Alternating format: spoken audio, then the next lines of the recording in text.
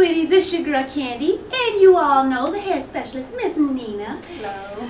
Welcome back to our second installment of Hair Addictions. Yes, indeed. So last time we left off, a lot of you guys were asking, well, you know, I would love to go natural, but I don't know where to start. I keep hearing I have to chop off my hair, and I don't want to, and we're about to cover all that, honey. We're about to let you know what you could do, and, you know, you don't got to chop off your hair. I promise. I ain't chopped mine off, so we're going to work it out. So, what were some of the things that you noticed from the last video that people were, you know, asking that you feel like?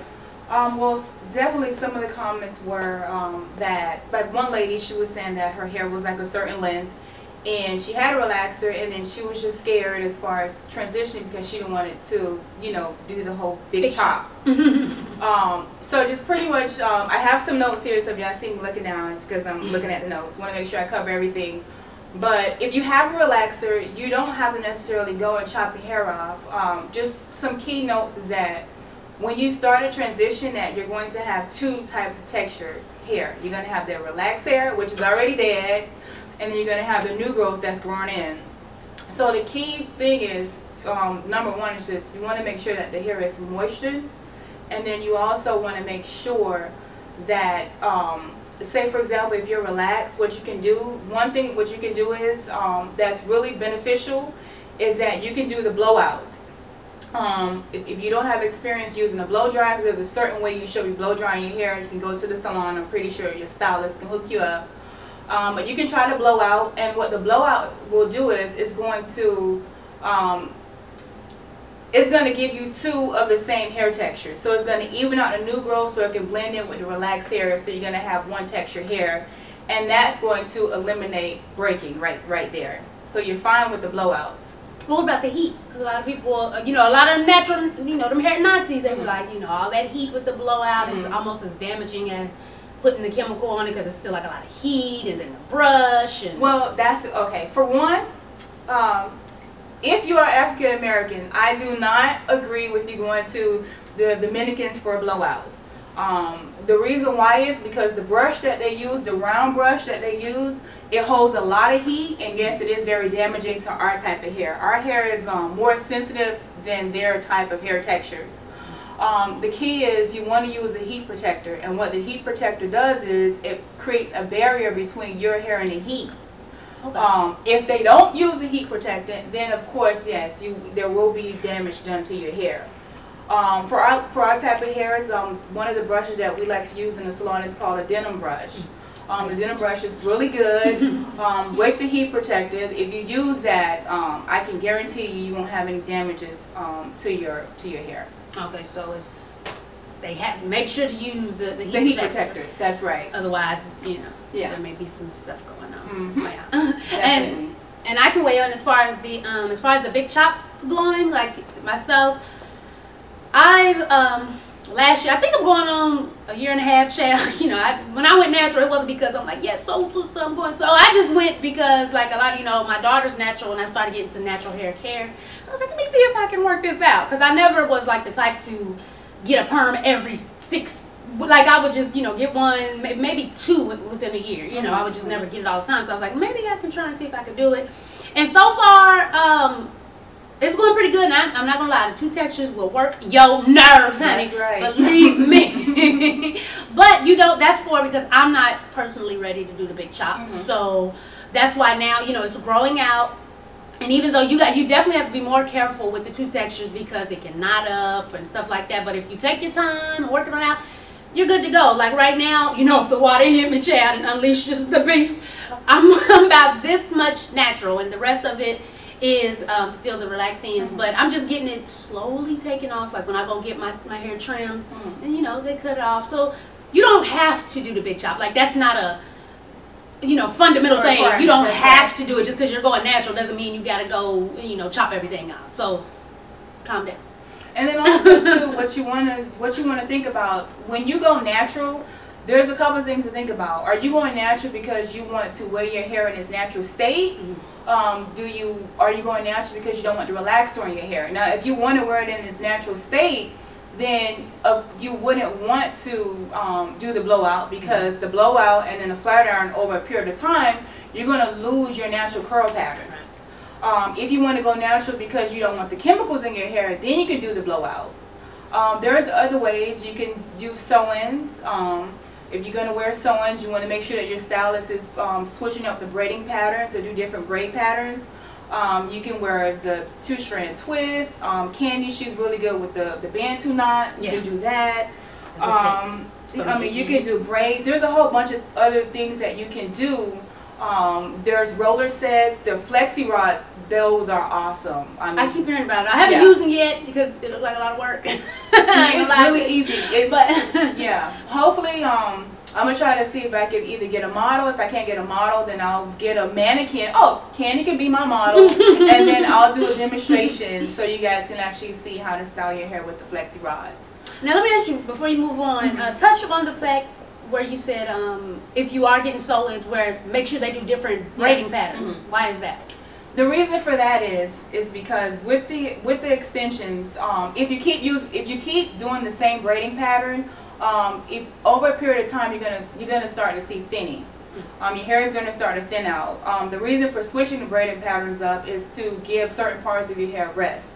A lot of stylists, what they like to do is, for one, they like to when they do the hairstyle, sometimes the perimeter is braided in and it's not left out. The outside of your hair, your front edges and the back part is the most sensitive, so those will be the first start to break off, and then you'll start losing your hair there. If they continue with that same pattern, you definitely want to make sure that you're leaving those parts out. Even if it's just a little bit, make sure that you leave it out and just switch it up. I mean, some stylists, they do the braids going back. There's the around the whirl, and then this type of sewing I like to do is like a maze. Where I kind of create the braid pattern to shape the way that your face is structured, so your sewing will lay a certain way. So there's different techniques. Just make sure that who's ever doing your sewing, just make sure that they're educated and kind of ask them some questions about different braiding patterns that they can use. And how often should they give a break? Because I know a lot of people, they'll do weave the whole year, but not give like it a break from the, if you're braiding it in, I figure there's some type of break somewhere that needs to be had in there. Is that right? Or if they just switch the braiding pattern? It's true because the tension comes from the braiding, which is the foundation that's holding the extensions on your hair. So what you want to do is you want to make sure that you're giving your hair, if you have the sewing in, you want to have the sewing in so that your hair has enough time to grow. So I usually suggest anywhere between 6 to 8 weeks, which is 2 months, to leave the sewing in. When you take it out, let your hair rest for at least 2 weeks before you get another sewing. Okay. But are you? So are we going to conclude this one, or are we going to answer some unnatural questions? Let's see here. Oh, and then also too, for the people that, whether you want to transition or not, some of the good shampoos that you can use is Giovanni brand is excellent. The product is all natural. You want to make sure that you stay away from shampoos that have harsh chemicals in there, like the sodium lauryl sulfates. There's one called propylene glycol that's in there. What's the dead people stuff? What's the dead people stuff? That's formaldehyde, but that's not in the shampoos. But yeah, you want to make sure you stay away from those harsh chemicals, whether you're going natural or if you have a relaxer in your hair.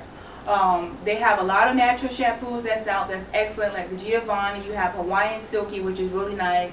I like the Shea Moisture.